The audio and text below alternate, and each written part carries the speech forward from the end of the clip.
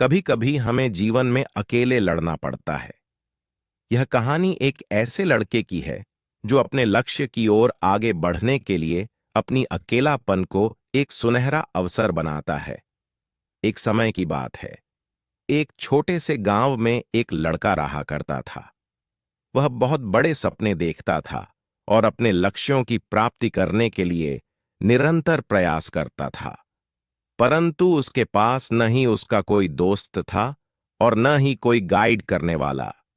उसके परिवार में भी उसके सपनों को समझने वाला कोई नहीं था। इसलिए उसे लगता था कि वह अकेलेपन की जंजीरों से कब बाहर निकलेगा और अपने सपनों को कब पूरा करेगा।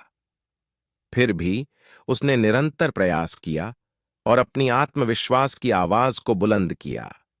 उसकी इच्छा शक्ति और संघर्ष ने उसे सही दिशा में आगे बढ़ने की शक्ति दी।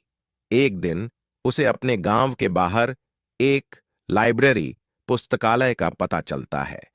वह आश्चर्यचकित हुआ क्योंकि उसे पहले कभी ऐसी जगह नजर नहीं आई थी। धीरे धीरे उसने उस लाइब्रेरी पुस्तकालय के दरवाजे पर कदम रखा।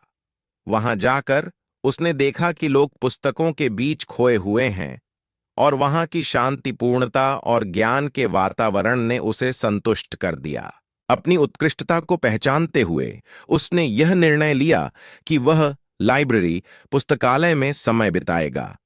धीरे धीरे वह लाइब्रेरी पुस्तकालय की विभिन्न किताबों को पढ़ने लगा और नई दुनिया की खोज में निकल पड़ा।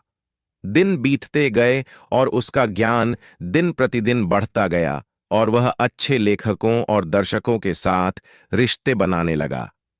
इसी के साथ उसने लिखने का भी मन बना लिया। उसने कई लेख लिखे जिसमें से उसका एक लेख प्रकाशित हुआ और उसे अवसर मिला अपने लेखकीय कौशल को दुनिया के सामने प्रदर्शित करने का।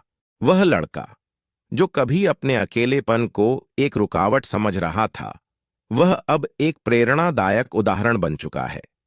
लोग उसे इज्जत देने लगे और वह लड़का अपने लक्ष्यों की ओर अग्रसर होने में सफल हुआ।